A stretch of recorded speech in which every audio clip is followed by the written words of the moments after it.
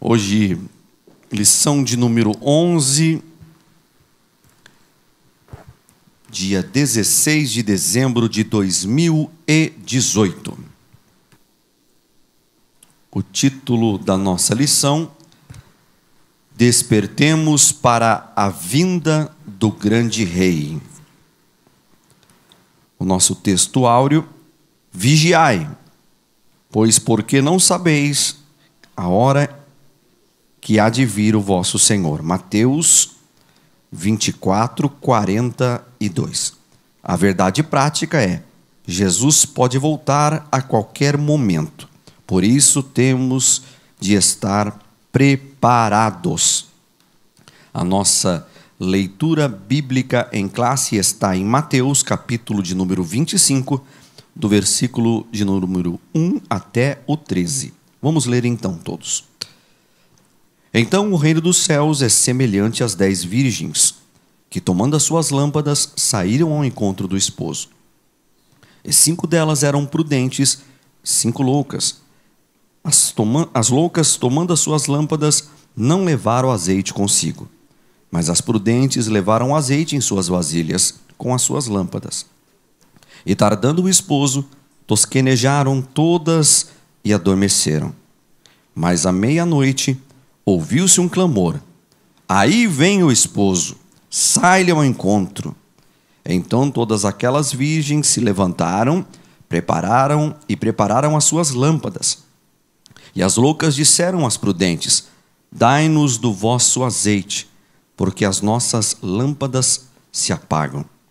Mas as prudentes responderam, dizendo: não seja o caso que nos falte a nós e a vós? Ide antes aos que vendem e comprai-o para vós. E tendo elas ido comprá-lo, chegou o esposo, e as que estavam preparadas entraram com ele para as bodas, e fechou-se a porta. Depois chegaram também as outras virgens, dizendo: Senhor, Senhor, abre-nos a porta. E ele, respondendo, disse: em verdade vos digo que não vos conheço. Vigiai, pois, porque não sabeis o dia e nem a hora que o Filho do Homem há de vir. Amém, queridos? Curve a sua cabeça, por favor. Senhor, nós queremos te agradecer pelos louvores que entoamos aqui, também pela leitura, Senhor, que fizemos. Mais uma vez pedimos, Senhor, abençoe o mestre, abençoe aquele que irá nos ensinar. Mas também pedimos, Senhor, abra o nosso entendimento, abra a nossa mente, para que possamos entender e guardar tudo o que será ministrado nesta manhã, Senhor. Obrigado pela vida de cada um mais uma vez, que está aqui, que está nos ouvindo, Senhor, a nossa voz e assistindo, Senhor, esta aula. Em nome de Jesus. Amém, Senhor. Pastor Marcos. A paz do Senhor para os irmãos. Amém. Queremos as nossas boas-vindas a todos os nossos amigos, todas as semanas, que nos acompanham pela internet. Bom domingo a todos.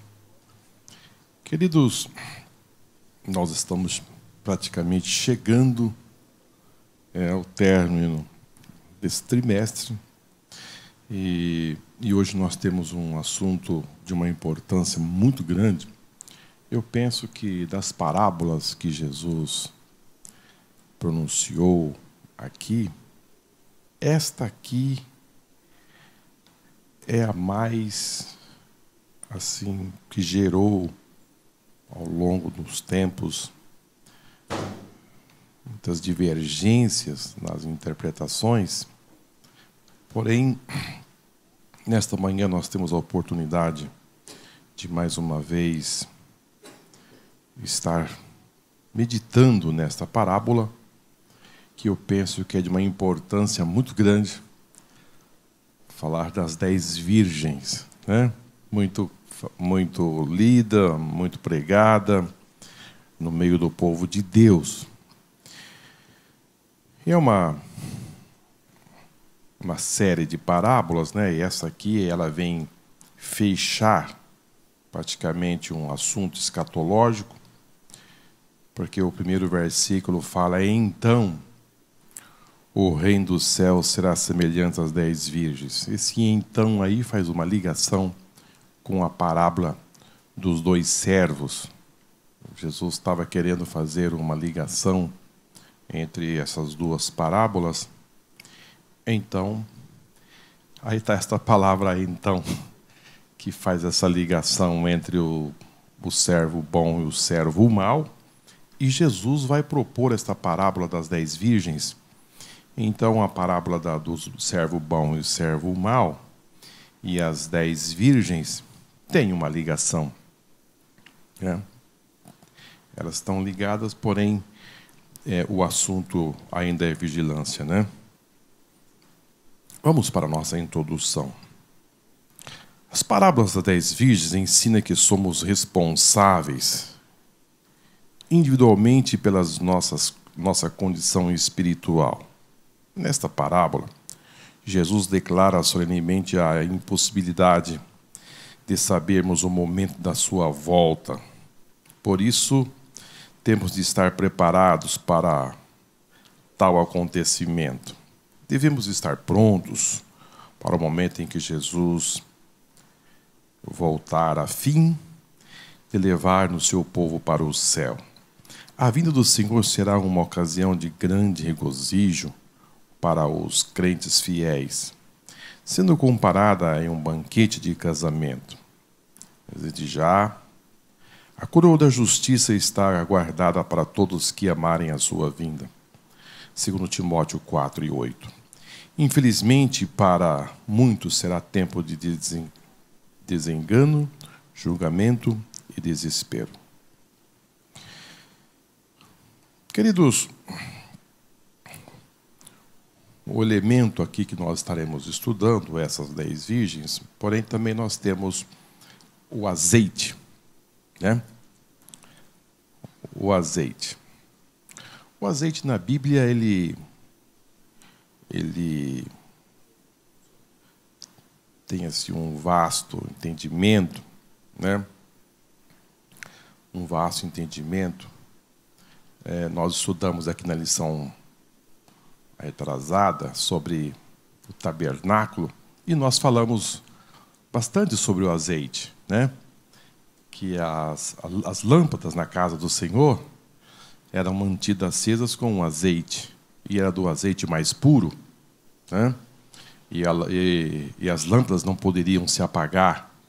Os sacerdotes deveriam ali estar repondo o azeite todas as manhãs, para que a lâmpada do templo permanecesse acesa. Nós temos também no livro de 1 Reis, capítulo 17, no versículo 16, diz assim: da panela a farinha não se acabou, e da botija o azeite não faltou, conforme a palavra do Senhor que falara pelo ministério de Elias. Nós temos aqui também o azeite, que foi motivo de sustento para aquela viúva. Também no segundo livro de Reis, no capítulo 4, versículo 6, diz: e sucedeu que, cheias que foram as vasilhas, disse ao seu filho: traze-me ainda uma vasilha. Porém, ele lhe disse: não há mais vasilha alguma. Então, o azeite parou. Então, esse azeite aqui se aplicou nele o fator do milagre e que gerou sustento para esta viúva para os seus dias. Também no livro de 1 Samuel, capítulo 16, versículo 13, diz assim: então Samuel tomou o chifre de azeite e o ungiu no meio de seus irmãos. E desde aquele dia em diante o Espírito do Senhor se apoderou de Davi. Então Samuel se levantou e voltou para Ramá. O azeite aqui tem o fator de unção, né? Os irmãos conhecem bem essa passagem, quando o profeta Samuel se dirigiu à casa de Jessé para ungir um dos seus filhos, e os irmãos conhecem todo o contexto. E quando o azeite desceu na cabeça de Davi, o Espírito do Senhor se apoderou dele de uma forma poderosa, e ele se tornou esse homem que todos nós conhecemos. Então, o azeite ele tem, assim, ao longo das Sagradas Escrituras, algumas faces, né? E hoje nós vamos estar estudando que o azeite ele tem um propósito nessa parábola, de uma outra vertente, né? No livro de Mateus, no capítulo 22, versículo 29, nós vamos ver as palavras do Senhor Jesus, dizendo assim: Jesus, porém, respondendo, disse-lhe: errais, não conhecendo as Escrituras e nem o poder de Deus. Fazendo uma ligação nas duas parábolas do domingo passado, nós podemos ter o entendimento que a parábola dos dois servos, o bom e o mau, está ligada no trabalho. O servo deveria estar trabalhando. Então, quando Jesus ele fala errais por não conhecer as Escrituras, podemos ligar a parábola dos dois servos como conhecendo as Escrituras, ou seja, um labor, um trabalho, uma dedicação. E nem o poder de Deus, podemos ligar essa palavra e nem o poder de Deus com a parábola das 10 virgens. Porque você precisa ter o conhecimento das Escrituras, mas você também precisa ter a intimidade com o poder de Deus. São duas coisas que se somam. Essas palavras Jesus disse aos saduceus que eles erravam porque eles faltava conhecimento das Escrituras e também eles não conheciam o poder de Deus. Então, azeite hoje aqui está ligado ao Espírito Santo, está ligado ao poder de Deus, está ligado a uma vida de oração, de intimidade e uma demonstração de poder de Deus. Paulo, ele escreve o seguinte: eu não vim ter com vocês com palavras de conhecimento humano, mas vim ter com vocês com a demonstração de poder de Deus. Então, são algo que se soma para a vida de um homem, de uma mulher, é conhecimento das Escrituras, mas também precisa do azeite. Precisa do poder de Deus, para que você possa desenvolver um amplo trabalho. Ou seja, quando você desenvolve, poderia dizer para os irmãos o seguinte: a parábola dos dois servos está ligada ao trabalho. E quando você está trabalhando para o Senhor, você está em comunhão. Você está no exercício, você está fazendo a obra do Senhor. Mas Jesus vai dizer que isso é importante, mas você não pode desprezar o poder de Deus. Então, ele vai ligar essas duas coisas, e então o reino dos céus é semelhante a 10 virgens.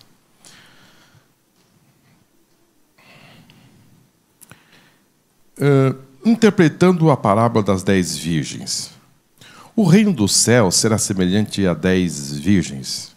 Esta é uma das parábolas que, ao longo do tempo, já recebeu muitas interpretações por ser um texto importante, porém nada fácil de entender. Das diversas vezes que encontramos em Mateus a expressão o reino dos céus, essa é uma delas em que o sentido não se refere apenas ao reino trazido por Cristo, com a mensagem do Evangelho, mas sim como sinônimo de vida eterna e o reino plenamente instaurado. A palavra virgens significa que eram sábias, irrepreensíveis, simbolizando que os crentes cuja vida exterior era sem qualquer mancha, pois os que seguem a Cristo são chamados de virgens. O personagem que aparece aqui, que Jesus vai trazer, são as 10 virgens. Mas, de antemão, eu gostaria de falar para os irmãos e para os nossos amigos que nos acompanham pela internet, que nós estamos falando aqui de Jesus vai fazer essa ilustração de um casamento, né? De um casamento. E, conforme o nosso texto fala, que esse é um assunto que já gerou várias interpretações. Jesus vai fazer o símbolo vai usar assim, a respeito de um casamento para ilustrar o reino dos céus. É interessante que Jesus pega as coisas corriqueiras da época, que era conhecido, para revelar o que estava oculto. Impressionante. Ele pega algo que as pessoas sabiam, para que eles pudessem ter entendimento daquilo que eles não sabiam e que não tinha conhecimento.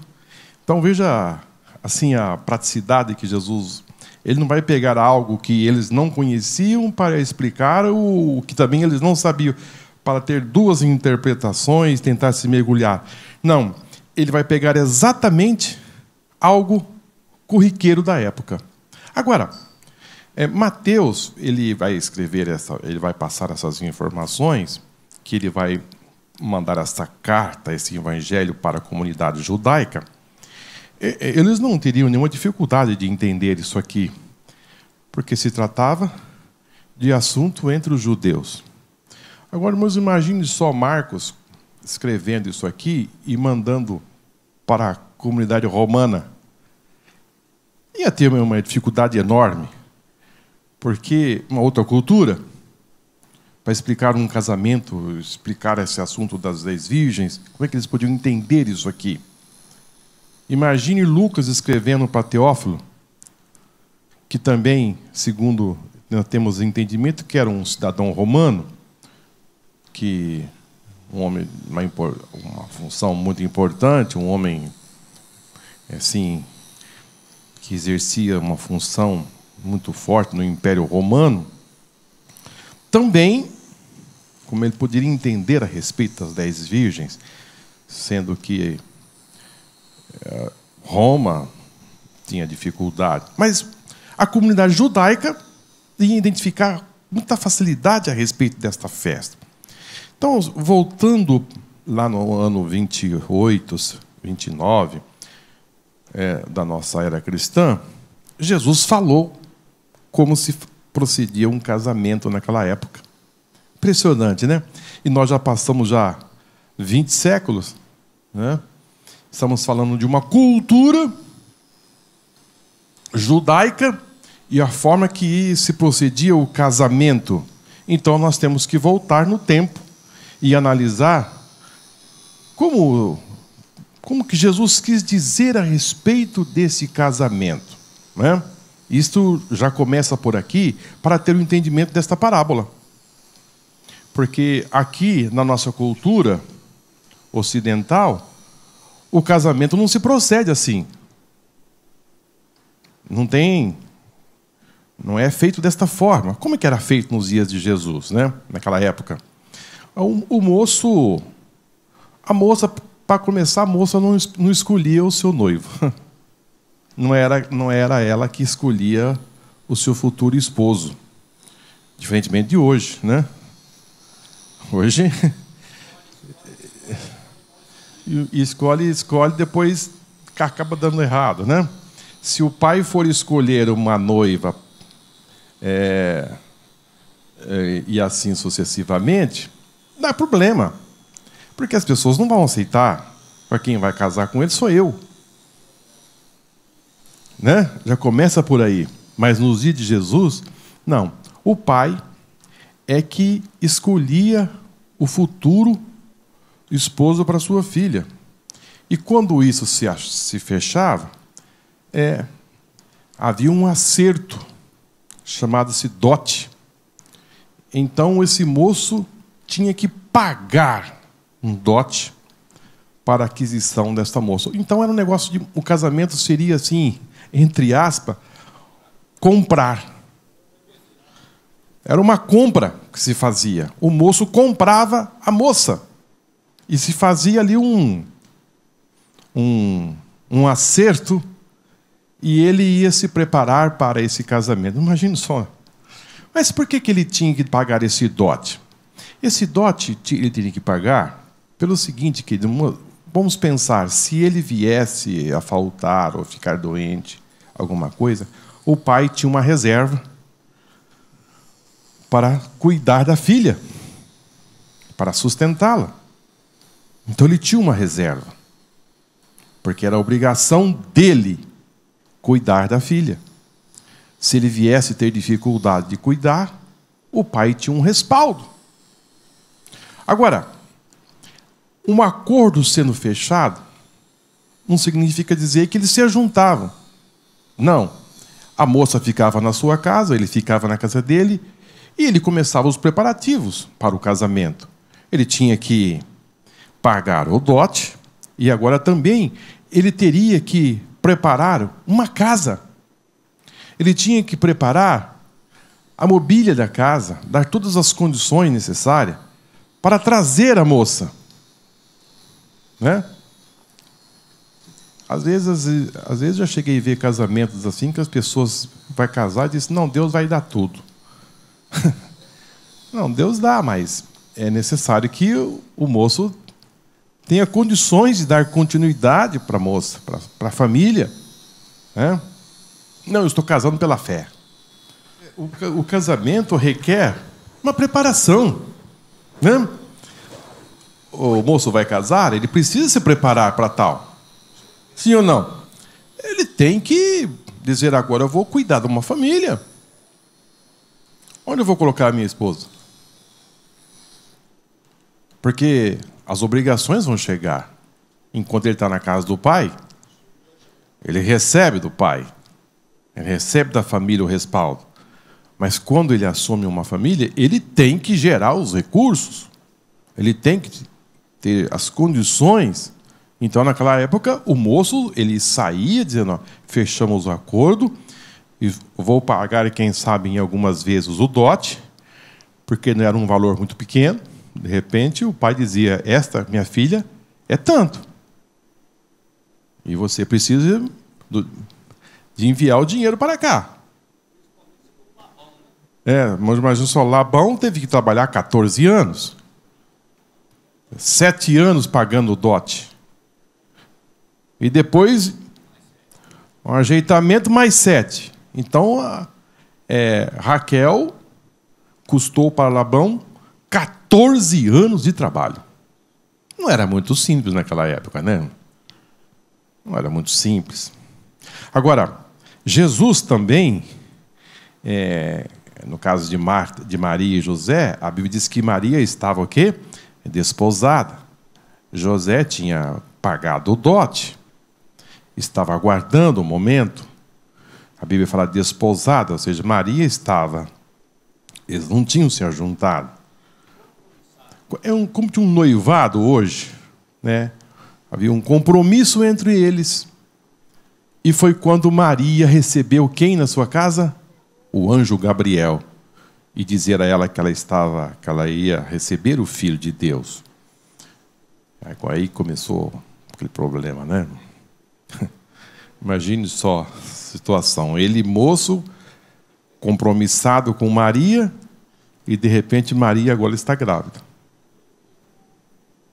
Os irmãos conhecem bem esse fato. Então, eu estou fazendo isso para os irmãos para nós termos um entendimento desta parábola. Porque é outra cultura. Outra forma de se casar.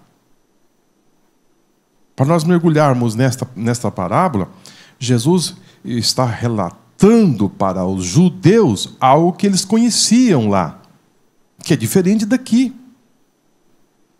Para cada região, para cada continente, se os irmãos forem... Eu vi um testemunho de um pastor que estava como missionário na África. Ele foi evangelizar uma certa aldeia. E como é que eram os casamentos lá? Queridos, é só conversa de compromisso. O índio, o habitante daquela região, eles têm lá o processo deles de casamento, não tem documento. Não existe não tem RG. Eles não têm nada. Eles passam por um processo que é uma lei entre eles e se casaram. Então, se você sair daqui e se tornar um missionário num lugar como este, o sistema lá é assim. E cultura diferente, né? Agora, uma vez isso tudo resolvido, então Jesus vai propor esta parábola para quem sabiam desse processo, que como se ia se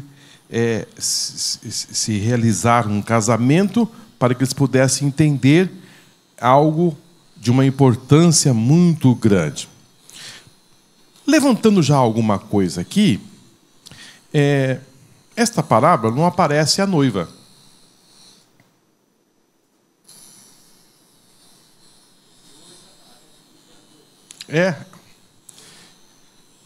Não aparece a noiva. Por isso que eu digo aos irmãos que é uma parábola que já teve várias interpretações. E também interpretações da seguinte forma: Jesus vai levar 50% da igreja. E 50% da igreja vai ficar. Também não é assim, não é. Essa parábola, eu cresci ouvindo isso. Será que foi só eu que ouvi? Muito disso, né? Olha que 50% vai ficar. Então, se aqui tem 100 crentes, 50 fica, 50 vai. Não. Já pregou assim? Eu também não vou dizer que... Porque só se ouvia assim. Então, a gente pensava, nós estamos em 5, nós estamos em 10 aqui. Então, 5 fica e 5 vai. Eu falo, meu Deus do céu, eu preciso estar do lado dos 5. Né? Exatamente. Então, essa parábola não é voltada para passar esta informação que 5 vai, 5 fica. Não. Esta parábola ela é voltada para a vigilância. Por isso que a noiva não entra aqui. A noiva ela é um sujeito oculto. Porém, as 10 virgens, principalmente as prudentes, representa a noiva. Então já começa por aí. A noiva ela é sujeito oculto nesta parábola. O noivo aparece. A igreja na Bíblia ela tem um símbolo de noiva de Cristo. Mas como se trata de uma parábola, o que Jesus quis enfatizar aqui é a vigilância. Então a noiva não entra aqui, porque a noiva não carregava consigo lâmpada.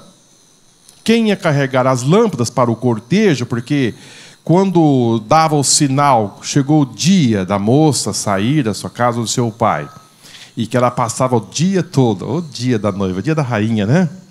Que as virgens, essas moças, ficavam o dia na casa dela, preparando essa noiva, e colocando ornamentos, e banho, e perfumes, e pérolas, e tantas coisas mais. E ela ficava toda adornada. Estamos falando no casamento judaico. Então, essas moças, essas virgens, elas ficavam ali na casa dela, fazendo todos os preparativos. E como o casamento lá normalmente era feito à noite, não era durante o dia, e então elas saíam com a noiva num cortejo. E o noivo também saía, então se fazia uma procissão, uma caminhada. E esta caminhada à noite requeria o quê? Lâmpadas. Para iluminar o quê? O caminho. Hoje, você anda à noite na cidade, você não precisa de andar com uma lamparina na mão. Por quê? Já começa por aí. Porque as cidades são iluminadas. Você anda pelas ruas, você não precisa acender uma lamparina, um farolete para você caminhar. Porque você anda normalmente. De um lugar para outro é diferente. Nos Estados Unidos, principalmente na cidade onde eu fiquei, as ruas não são tão claras como aqui. são mais escuras, são um espaçado entre um poste e o outro, então as ruas são mais escuras. Mas também não precisa iluminar tanto, porque muita segurança. Às vezes eu ficava no farol assim, parado com o carro, tudo escuro, não tinha claridade, ficava até um pouco assustado. Aqui no Brasil, muito iluminado. Impressionante, né? De um lugar para outro, como muda. Então essas moças saíam com essas lâmpadas, iluminando o caminho para encontrar o noivo. E quando se encontrava, e aí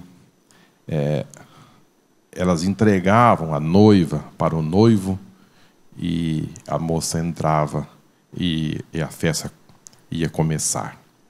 Então é exatamente isso que Jesus vai propor nessa parábola. Então, pois que eu disse aos irmãos que a noiva não está aqui. Mas não tem problema, não é isso que Jesus quis passar. Ele quis passar sobre vigilância e sobre lâmpadas acesas. É o que nós vamos tratar hoje aqui. Muito bem.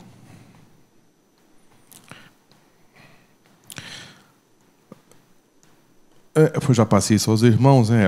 As virgens não eram, elas faziam parte dessa parábola. As virgens não eram a noiva, né? A noiva estava ali oculta, né? Então vamos caminhar.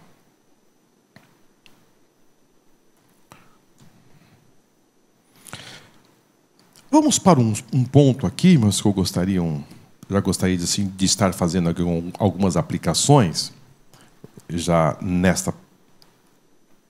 nesse tópico. No capítulo 25, nós vamos ter aqui uma informação nessa parábola que todas as virgens foram surpreendidas. Todas foram surpreendidas. Isso significa dizer não que as noivas prudentes não estavam preparadas, né? Jesus não, nessa parábola, ele deixa assim algo importante para nós, que por dizer que todas foram surpreendidas, é que nós não devemos estar assim, queridos, na volta de Jesus, inquietos, apreensivos. Nós não podemos estar assim, como que dizendo, sem paz.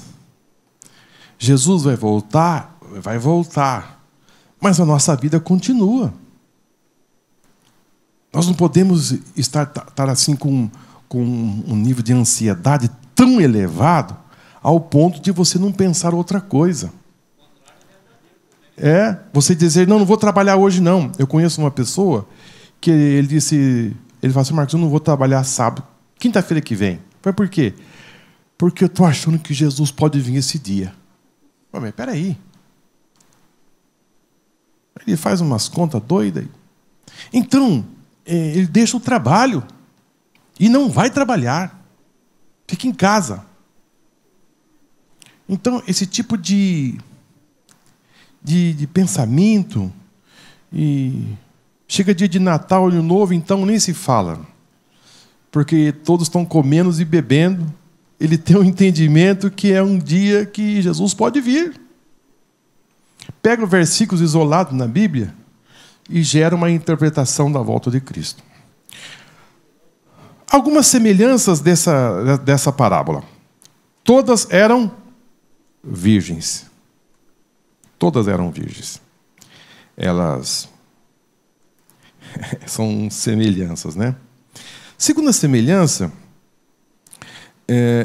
todas estavam com vestes iguais, né? Quando fala que todas eram virgens, aqui já podemos ter um entendimento, né? Essas moças todas eram virgens, significa dizer que não eram moças que estavam do lado de fora. Não se tratava aqui de pessoas pagãs, de idólatras. Quando Jesus fala que todas eram virgens, ele já começa a separar. Ele já começa a dar um norte, dizendo que todas elas faziam parte de um grupo de pessoas que estariam esperando o noivo. Tinha um mínimo. Tinha um mínimo. Isso aqui, queridos, é de uma importância muito grande. Quem quer ter o entendimento, já começa a entender. Jesus, ele diz que eram 10 virgens. Ele separa. Todas estavam com as vestes iguais.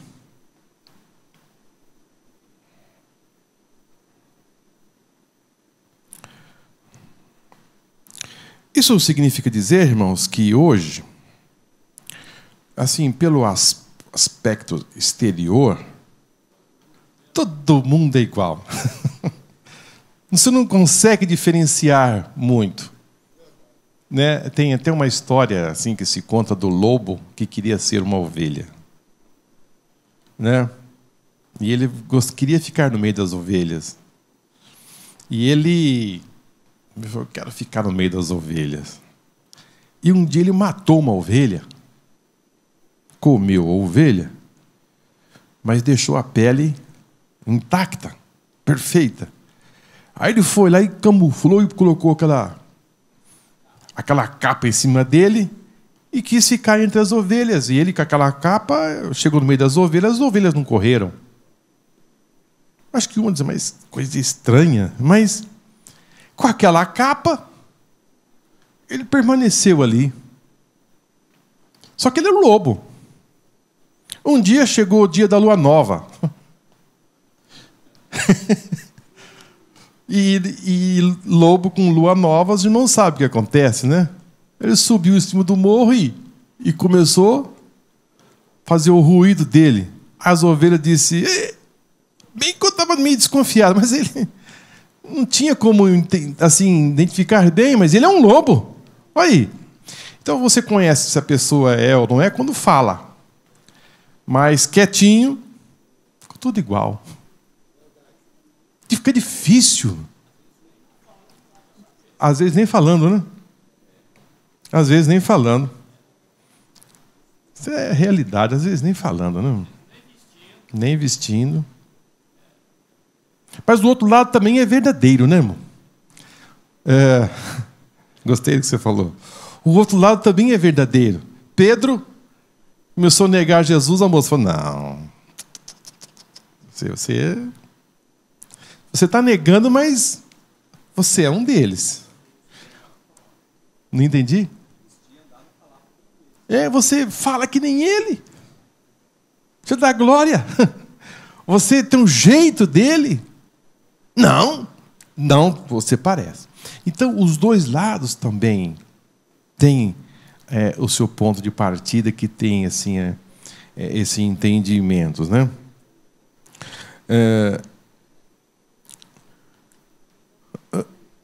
Ou seja, estavam com as mesmas vestes e estavam iguais. Porém, Jesus ele fala sobre a respeito dessa convivência junto das coisas, né? Quando ele vai falar sobre o joio e o trigo. Jesus, eu vou lá arrancar o joio. Jesus disse, deixa lá. Arranca não. Não, mas vai atrapalhar. Não, deixa. Vai chegar o dia da colheita. Só vai colher o trigo. O joio também vai ser arrancado, mas vai ser queimado. Então, a Igreja Universal de Cristo, a Igreja Universal, né? Por que eu digo aos irmãos a Igreja Universal? Porque a Igreja de Cristo, a Igreja Universal, aqui é uma igreja local. A Igreja Universal, ela tem joio e tem trigo. A Bíblia diz que a igreja de Filadélfia tinha joio lá. Jesus não viu nada. Jesus não desaprovou em nada. Ele não disse, eu não tenho contra ti. Ele não disse nada. Uma igreja... As demais, eles dizem, olha, eu tenho contra ti. Eu tenho contra ti. Porém, a Igreja Universal tem as 5 virgens, sábias, prudentes, e tem as 5 loucas. Tem. Não. Não necessariamente. Por exemplo, a igreja de Filadélfia era meio a meio? Não. Por isso que a gente devemos tomar muito cuidado, porque quando Jesus fala da igreja, ele fala da igreja universal. É que nós, às vezes, nos fechamos, temos tendência de nos fechar aonde nós estamos. A igreja do Senhor Jesus está aqui, está em São Paulo, está no Rio, está na América do Norte, está na África, está na China. É uma igreja que vai caminhando, uma igreja militante. Há uma igreja que dorme, que já descansa no Senhor. Outras estão militantes ainda. Se Jesus tardava em buscar a igreja, nós não sabemos quando, mas nós vamos dormir. E vem outra igreja. Então é um dinamismo muito grande. Vocês estão entendendo? Mas aqui, Jesus vai dar o norte, que todos estavam com as vestes iguais. Agora, outro detalhe. Todas estavam o quê? Com lâmpadas nas mãos. Nossa. E aí? Lâmpadas nas mãos? E o que é lâmpada? O que significa lâmpada na Bíblia? Lâmpada para os meus pés é a tua palavra, e luz para o meu caminho. Salmo 119, versículo 105. Agora, vamos abrir um pouquinho aqui a respeito disso. Queridos, no mundo evangélico, as igrejas evangélicas, eles usam o Corão? Não. Você não vai encontrar uma igreja evangélica, hein, pastor Marcos? Que lá pessoas dizem, você vai lá e compra o Corão. Ou outro livro aí de Allan Kardec. Não, nós não vamos encontrar isso nas igrejas evangélicas. A base é a Bíblia.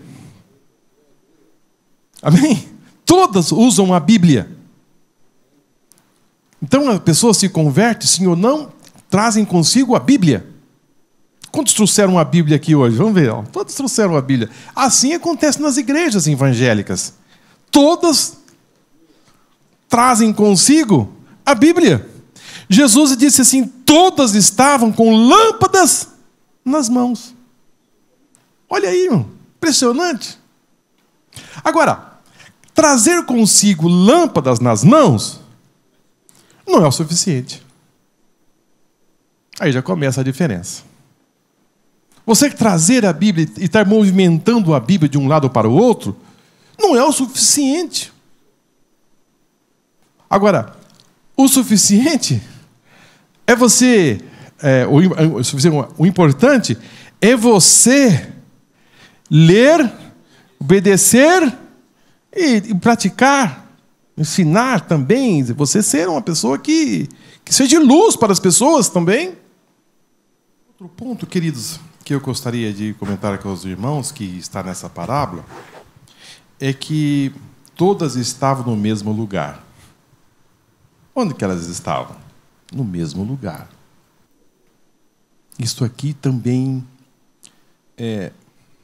podemos entender o seguinte: elas eram loucas, elas estavam juntos com as prudentes estavam. Significa dizer que no nosso meio, na Igreja Universal, essas virgens estão juntos, elas se agregam juntos, elas estão no mesmo lugar. E Jesus, ele avança ainda nesse sentido, dizendo que todas estavam esperando o noivo. Agora, vamos ter um entendimento, irmãos. A pessoa pode saber pouco de Bíblia, muito pouco. Essas igrejas que fazem entrevistas, assim, o que você ganhou? Ganhei um barco, ganhei uma casa, ganhei isso, aquilo outro. Mas, no fundo, essas pessoas também estão aguardando quem? Jesus. Queridos, esta parábola que ela é muito séria. Por mais que essas pessoas são colocadas a viver pensando só na terra, mas de plano de fundo, estas pessoas também, se você conversar com elas, dizem: nós estamos aguardando Jesus também. É certo que algumas pessoas estão dizendo: é melhor que ele não venha tão já, porque ainda não comprei o segundo barco,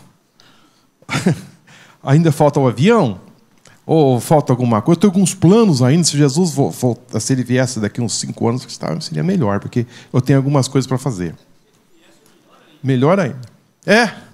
Porque ficar assim, criar um paraíso por aqui, mas todas estavam esperando o noivo.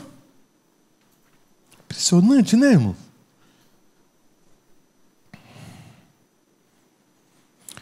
Se você perguntar, elas vão dizer: estamos esperando. Agora, outra coisa que aconteceu com elas: todas dormiram. Todas tosquenejaram. Aqui Jesus quis dizer que a vida continua. Estamos nessa terra. Estamos aqui no exercício das nossas funções. Jesus quer que você espere Ele, mas você vai trabalhar, você vai dormir, você vai viver. O importante é que 5 delas saíram das suas casas preparadas para, se o noivo atrasar um pouco, eu tenho azeite. Se ele atrasar um pouco, eu tenho azeite. E a Bíblia diz assim: e tardando o noivo. Esse tardando o noivo, irmãos, não significa dizer que Jesus vai tardar. Não, Jesus não vai atrasar. Atrasou para elas. Mas para Jesus, ele vai vir no dia certo, sem atraso. No reino de Deus, lá no céu, Jesus não vai atrasar. Mas para os humanos, para nós aqui, parece que está atrasando. Vamos voltar no primeiro século. Os discípulos acharam que Jesus ia vir logo. João estava inconformado. É tanto que os crentes de Tessalônica, quando alguém morria, eles tinham o entendimento que eles morreram e perderam a salvação. Porque eles entendiam que Jesus, assim como ele foi para o céu, ele vai voltar. O anjo disse: olha, vocês estão vendo como ele subiu? Ele vai voltar. Então vocês saem pregando por aí. E vocês preguem, porque ele vai voltar. Então os crentes do primeiro século saíram desesperados a pregar o evangelho para o mundo de então, porque no entendimento deles, eles, a qualquer momento, Jesus ia voltar e eles estavam vivos.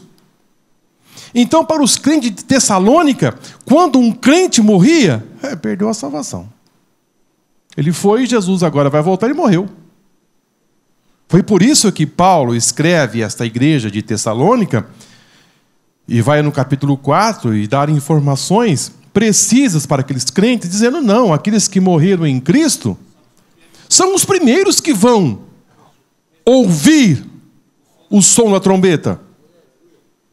E depois, Paulo disse: e depois, nós que estivermos vivos, seremos transformados e subiremos para estar junto com o Senhor. Aliás, nós encontraremos nas nuvens e depois, de lá vamos para a nossa festa. Não, vocês não fiquem assim. Não, fosse assim, tá. As coisas estavam todo perdidas. Imagine só Tiago, que morreu logo. Então, coitado, logo o irmão dele já perdeu a salvação porque morreu logo. Fui pastor da igreja de Jerusalém, né? Então todas dormiram. Então isso significa dizer que quando o noivo chegar, Jesus estava querendo dizer, aqui na entrelinhas, que quando ele fosse voltar, ninguém estaria, ou seja, assim dizendo, estou aqui esperando. Não, todas dormiram. Todos vão dormir. Então Jesus quis dizer aqui que a sua vinda seria de surpresa. Já, se não sabem, aqueles que mais gostam de estudar, assim, por exemplo, eu não gosto muito de falar o nome de igrejas, mas tem algumas por aí, os irmãos podem procurar. De igrejas hoje que existe porque marcou data da volta de Jesus. Não é nenhuma nem duas. Elas existem hoje porque marcaram uma data. As pessoas venderam as suas propriedades e se aglomeraram numa praça. E ali, diz Jesus vai voltar hoje, meia-noite. E se abraçavam as famílias e diziam, Jesus vai voltar hoje. E não voltou. E outras que surgiram. Então, não adianta marcar dia e nem hora. Ficou pior. Realmente ficou pior. Às vezes o Espírito Santo ele é tão lindo que ele gera em nós um despertamento através de um sonho, de uma visão. Ele me faz lembrar também quando eu era garoto. Não sabe que quando a gente é jovem, a gente começa a se antenar com a vida, né? E começa a olhar assim, e tanta fantasia, tantas coisas. E o Espírito Santo falou, sabe uma coisa? Eu vou dar um choque no Marcos. Eu vou dar um choque nele. E nasci na igreja, vivi sempre na igreja. Mas eu penso que aquele despertamento que Deus me deu naquele dia foi sim muito forte. Meu Deus, irmãos. Eu tive aquela visão, aquele sonho dormindo, em que Jesus aparecia nas nuvens do céu. E eu vi aquela multidão em volta dele. Queridos, é coisa muito linda. Assim, ele no meio, e aquela multidão de pessoas no céu. E eu olhava assim e dizia assim, meu Deus, é o arrebatamento. E eu fiquei. Eu entrei em pânico, porque você fica desesperado. Eu entrei em pânico. E naquele desespero, eu falei, eu preciso ir na igreja. Queridos, quem ficar no arrebatamento, a primeira coisa que ele vai fazer é tentar vir na igreja. E naquele sonho foi preciso ir na igreja.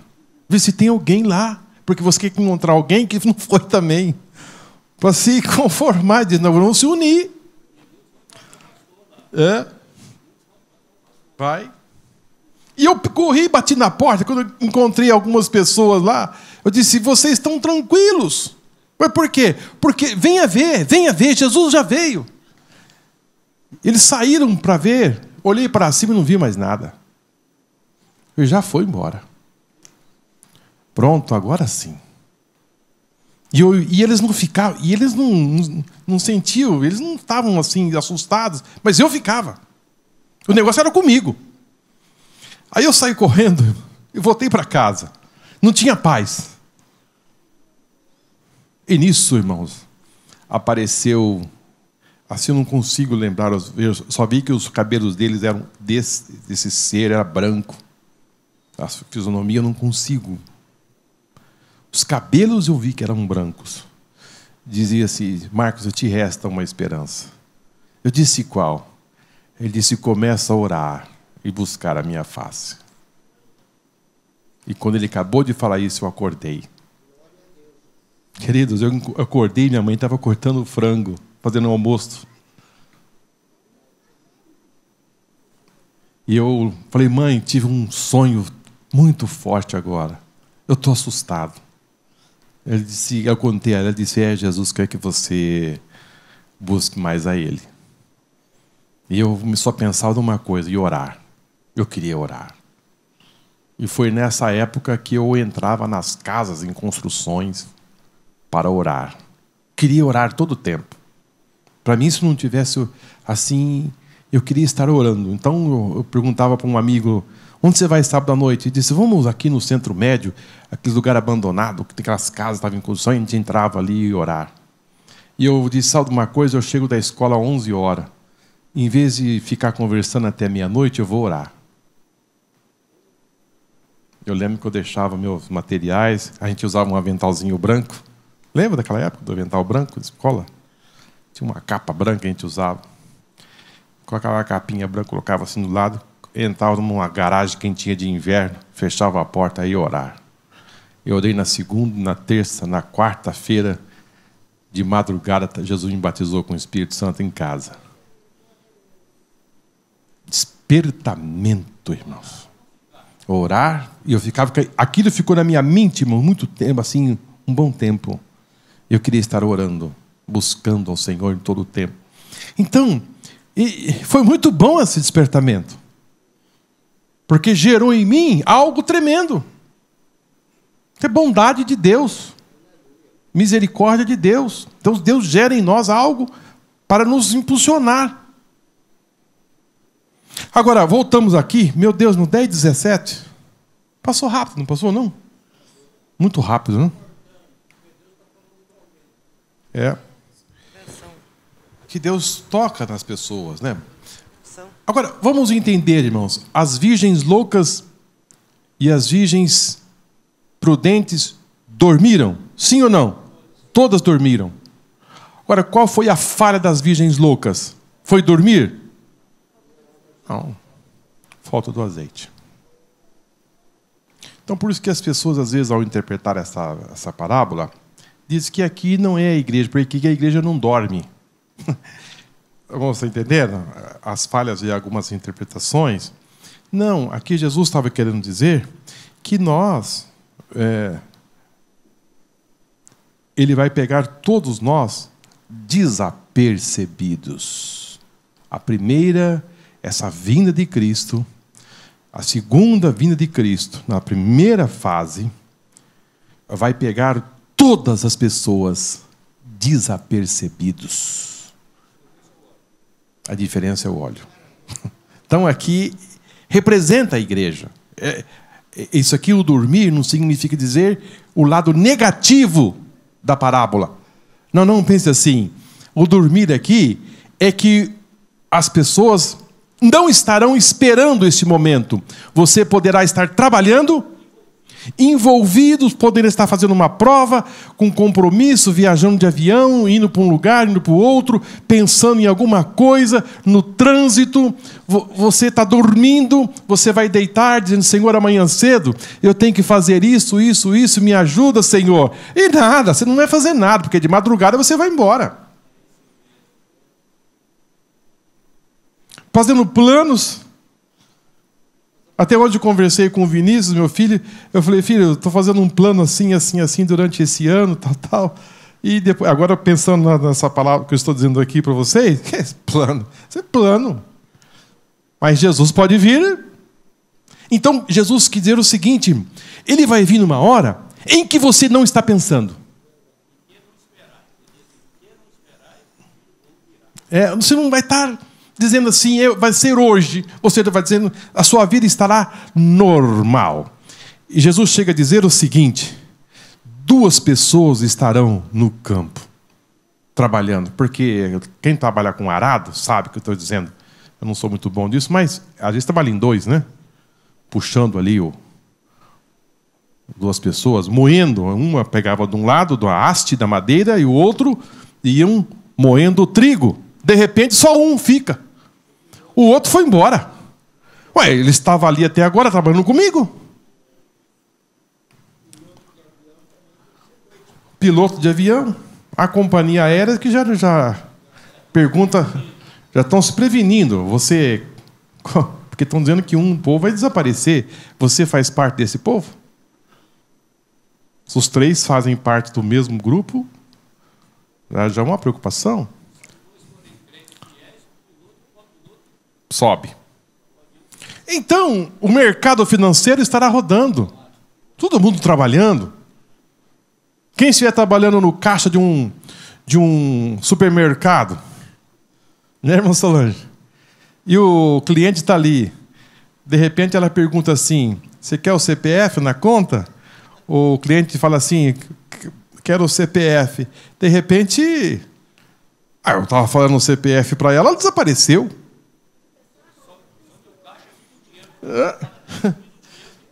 Exatamente. Nós estávamos conversando aqui, socorro, eu estou assustado, ela desapareceu na minha frente. É isso, queridos. Ela não está nem imaginando a volta de Jesus. Ela não está pensando. Ela está pensando, dizendo, falta 2 horas para mim bater o ponto. Para mim ir embora para casa. Às vezes estou cansada hoje, eu quero chegar em casa, tem roupa para lavar, ainda tem preparar o almoço, a janta para o esposo que vai chegar, tem umas roupas lá que eu tenho que passar, vai embora. É isso que Jesus quis dizer. Não que o dormiu aqui. Não, todas dormiram. A única diferença é que as loucas dormiram sem o azeite necessário para esperar o noivo. É isto.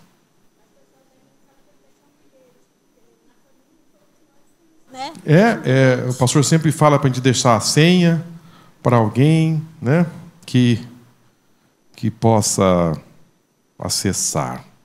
2 classes de virgens. A parábola fala que havia 2 classes de virgens, ou seja, prudentes e loucas.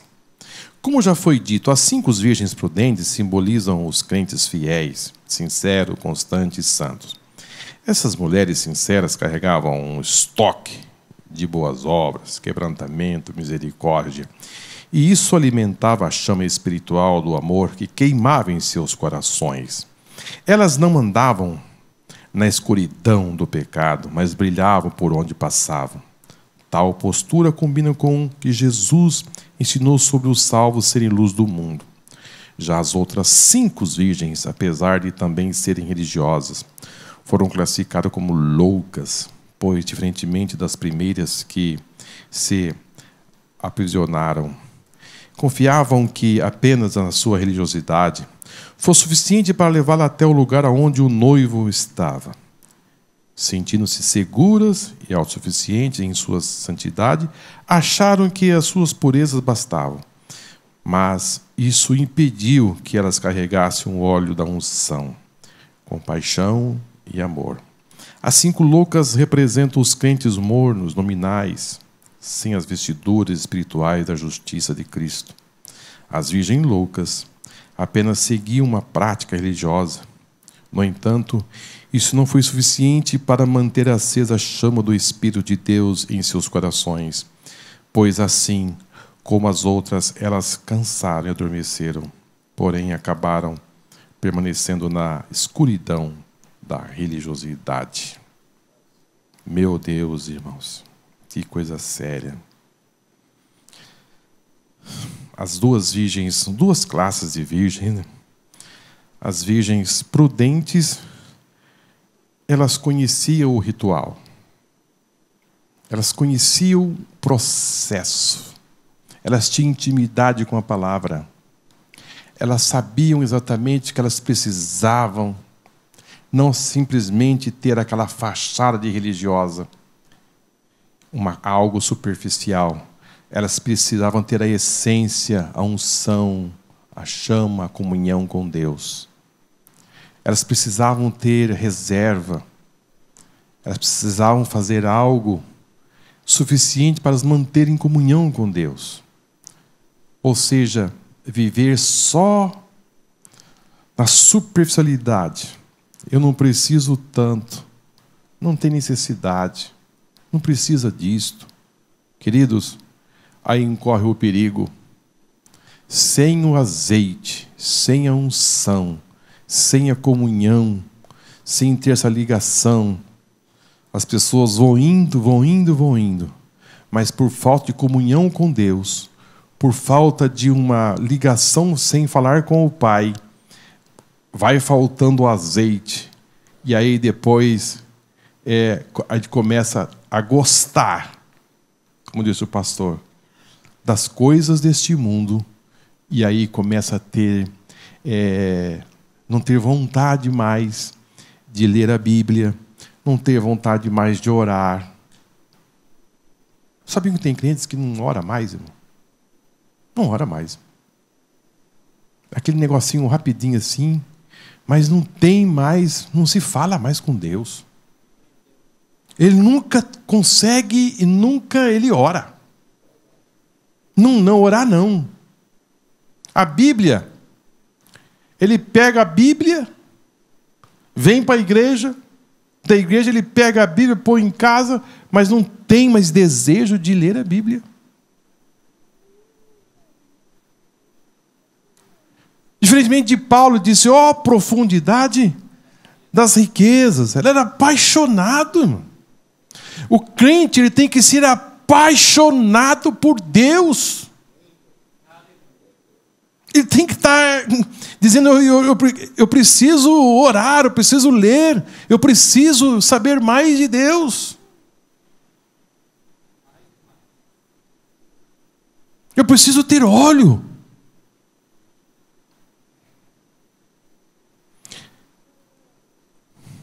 Infelizmente, o nosso horário. As virgens loucas. As virgens prudentes fizeram... Ela disse, olha, o noivo chegou. O noivo apareceu. E de repente as virgens loucas disseram, olha, eu estou vendo que as nossas lamparinas estão se apagando. Dá um pouco do seu azeite. Ela disse, não. Porque se nós emprestarmos o nosso azeite, vai faltar para mim e para você. Então, antes, porém, vai aonde vende e comprai. Ou seja, a fonte onde tinha azeite, ela sabia. Aonde comprar, também, exatamente, ela sabia. Agora, o fator que deu problema naquele contexto ali, foi o fator o quê? Tempo. Tempo. Não houve mais tempo. Não, eu te espero. Vai lá comprar um azeite que eu te espero. Não houve isso aí. Não houve. Quem estava com as lâmpadas acesas porque, vejam bem, irmãos, você tem um papel de iluminar o caminho da noiva e você não tem o azeite suficiente, então você não fez o seu papel. E é aí que está. É aí que é a máxima desta parábola. A função dessas prudentes, dessas virgens, era iluminar o caminho. E se a função dela é iluminar o caminho e ela não tinha o azeite, então ela estava fora da sua função. E Jesus nos chamou para ser o que aqui nesse mundo? Luz. E se você deixa de ser luz, aí não tem o que fazer. Jesus disse, vós sois o sal da terra. Você deixa de ser o sal?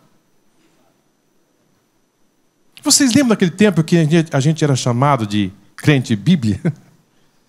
Lembra? Os Bíblia. Que tempo, né, irmãos? O povo do livro. Em Israel, eles eram conhecidos a nação do fogo. Porque onde Israel estava, lá estava o fogo aceso. E Deus disse assim, eu não quero que esse fogo se apague. Então, de longe se viu o acampamento do povo de Deus no deserto. Sabe por que via? Porque tinha fogo. Faz me lembrar de uma igreja em São Paulo que chamaram o bombeiro. Chamaram o bombeiro. Alguém do lado de fora teve uma visão que a igreja estava em chamas. O bombeiro chegou em frente à igreja, apitando. Mas isso aqui é o endereço, mas isso aqui é uma igreja. Mas disseram que estava pegando fogo. Que coisa linda, irmão. A igreja estava em chamas. Fogo Já teve fogo na igreja aqui, que o povo veio falar que a igreja estava pegando fogo. Sim. Aquela época o povo chamava, era de protestante. Velhos tempos. Então, a igreja era chacoalhada pelo fogo. Irmão, imagine só a igreja em Jerusalém, quando aquele paralítico entrou pulando. O que virou aquilo ali? No dia do Pentecostes. Então, as virgens loucas, elas tinham tudo a aparência que estava dando tudo certo. Elas estavam vestidas, eram virgens, eram tudo certinho, tudo estava no mesmo lugar, esperando o noivo, tudo dentro de um contexto, mas faltou o quê? Jesus disse para os saduceus: errais, por não examinar as Escrituras e não conhecer o poder de Deus. Então, quando você erra, quando você falha, é porque você se afasta das Escrituras e você deixa de ter o azeite. É o poder de Deus na sua vida. Comunhão, ligação com o Pai. Você precisa se identificar com o Pai. Existe uma coisa importante, queridos. Nós, como virgens, né? A nossa condição é horário manda parar. É de filho do Pai. Então você precisa se identificar com este Pai. Você precisa se identificar com Ele. É muito gostoso quando alguém diz assim, pastor Euclides, fala assim, você é filho do Euclides? Sou. Você parece com ele, né? O pai fica feliz, não fica? Fica feliz. Você deve se parecer com o Pai. Você deve se identificar com Ele. O que o Pai gosta? O que o Pai é? O Pai é santo. Então você tem que ser santo também. Deveria comprar. Segundo, elas tinham condições de comprar. Porque elas foram, mas não encontraram. As pessoas que estão vivendo assim de uma forma desapercebida, elas sabem o que deve ser feito. Sabem o que deve ser feito, mas não fazem. Exatamente. Elas tinham condições de comprar, mas não houve mais tempo. Por isso, queridos, que a palavra de Deus é disseminada por todos os lados. Agora, a pessoa precisa desejar enquanto há tempo. Queridos, depois que Jesus voltar, vai ser um corre-corre. Não é? Palavras que exatamente, hoje as pessoas estão procurando, não fala isso que eu não quero ouvir essas coisas, porque isso aí me incomoda, isso aí não me faz bem, eu não gosto de ouvir isso. Não, as pessoas sabem o que deve ser feito. As virgens prudentes disseram assim, olha, vai faltar para mim, então vai comprar. Elas saíram, sabiam onde que era, e tinha dinheiro para comprar.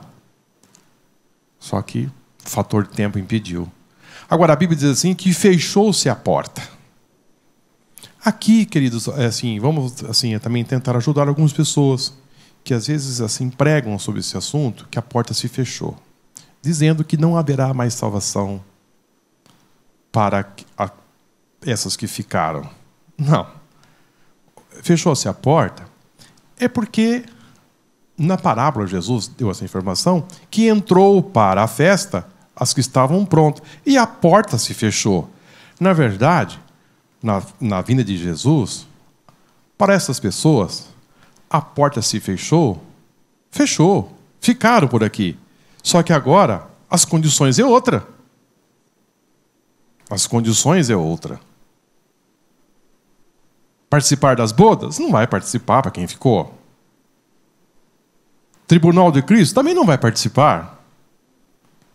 Ficar na festa lá em cima? Vai ficar na tribulação. Agora a situação é outra. Não pode pegar essa parábola e identificar que para essas pessoas ficou decidido já. Não. A Bíblia diz que João viu aqueles que vieram da grande tribulação. É outra coisa, né? Muito bem. Queridos, eu peço desculpa, porque não vai dar tempo de concluir essa lição. É muito forte, muito amplo, né? Mas nós temos aqui o tópico, o que representa o azeite, né? Nós temos a chegada do noivo, né? A chegada do noivo. À meia-noite se diz: ouviu-se o clamor, aí vem o noivo, saiu ao encontro, e não foi mais possível. Depois nós temos a festa das bodas, o arrebatamento, não é possível hoje. Jesus ele vai pedir, Mateus 25:13, vigiai, pois, porque não sabeis o dia e a hora em que o Filho do Homem há de vir. Jesus virá buscar esta igreja. Daniel 9:27.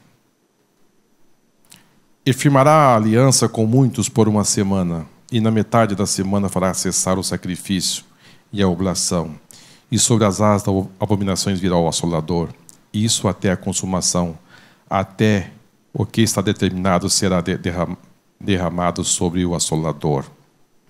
Aqui, queridos, a nossa lição vai falar sobre o arrebatamento da igreja, e a porta se fechou, e o que vai acontecer? Queridos, depois da volta de Jesus, que ele virá, na segunda vinda dele, ele virá em duas fases. A primeira fase, Jesus virá como se fosse assim, de forma silenciosa, um rapto, levará a noiva. A terra, a vida aqui, Jesus chama esse período de grande tribulação. Aqui, esse versículo vai nos dar uma informação muito importante que eu queria passar para todos vocês. Ele firmará uma aliança com muitos por uma semana. Queridos, nós paramos num relógio chamado 69 semanas. Nós estamos nesse intervalo. E esse intervalo já vai há mais de 2000 anos. Entre as 69 e as 70 semanas. Quando Jesus vier buscar a igreja, a noiva, que é esse assunto nosso hoje aqui, e que nós comentamos, não vai dar para ler, é que essa primeira vinda será uma vinda silenciosa, será um rapto. Mas a segunda vinda da segunda fase não será assim. Não será silenciosa. A Bíblia diz que todo olho verá. Jesus virá em glória, com um cortejo, com milícias de anjos, com trombetas, com muito... Ele virá diferente. Agora, ele fará um acerto de uma semana e só falta uma semana para terminar 70. Então, quando Jesus vier buscar esta igreja, às vezes nós falamos que a grande tribulação vai iniciar, vai haver um período muito grande, muito problema, vai. Porém, essa semana só terá validade quando ele assinar o acordo. Quando isso vai se dar, nós não sabemos. É na primeiros dias? Primeiros meses? Não estou entendendo o que estou dizendo? Eu sei que é um pouco... Quando Jesus vier, se Jesus vier hoje buscar a igreja, para fazer validar a última semana, vai ser necessário o anticristo firmar um acordo com Israel e com muitos povos. Então, esse período poderá ser assim... o período do acordo é de uma semana. 7 anos. Agora, vai ter validade 7 anos do governo do anticristo. Vou ler para os irmãos de novo. E firmará aliança com muitos por uma semana. Por uma semana. Isso eu vou de sério. Ele terá um governo de uma semana. Foi por isso que eu digo aos irmãos, Jesus disse que essa tribulação seria uma tribulação como nunca houve e nunca mais haverá. Então o governo do anticristo não será um governo longo, é só de uma semana, que será de 7 anos. Bem? Isso é muito importante. Muito bem, queridos, eu vou precisar parar, mas eu só gostaria de fechar aqui um assunto com os irmãos que eu acho que é de importância, né? Por falar em volta de Cristo, nós precisamos... essa igreja que vai subir para o arrebatamento são pessoas que procuram viver uma vida que agrade a Deus. São pessoas que consideram-se mortas para os prazeres do mundo e as concupiscências da carne, seguindo e observando esses princípios estabelecidos pela palavra de Deus.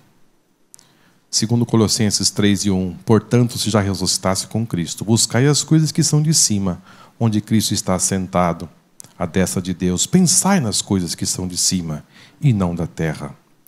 Pessoas que procuram viver em santidade, abrindo mão até mesmo de muitas coisas e de outras, que é aquilo que o pastor falou. Abrindo mão de coisas que outros crentes fazem. Elas podem até dizer, como disse Paulo, todas as coisas me são lícitas, mas nem todas me convêm. E nem todas as coisas me são lícitas, mas não me deixarei dominar por nenhuma. Pessoas que não apenas estão com as Bíblias sagradas nas mãos, mas que procuram viver de acordo com o que nela está escrito. Você está preparada para ler este livro? Então, dentro de um certo padrão, é lícito você pode ler, mas convém você fazer isso aí? O que vai agregar? Eu estava em casa fazendo seleção de alguns livros. Eu tinha um livro sobre demônio. O que é um, o que é outro. Eu falei, isso aqui não me interessa. Eu quero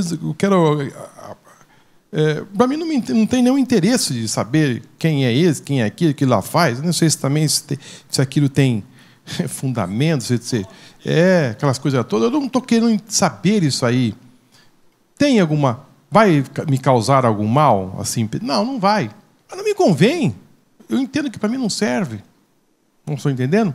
Então tem muitas coisas que você fala assim, não existe problema. Mas não convém. Vão subir aquelas pessoas que não somente estão com as Bíblias nas mãos, mas são pessoas que querem saber do conteúdo e ter a Bíblia no coração. Em todo o tempo sejam alvo as suas vestes, e nunca falte o óleo sobre a vossa cabeça.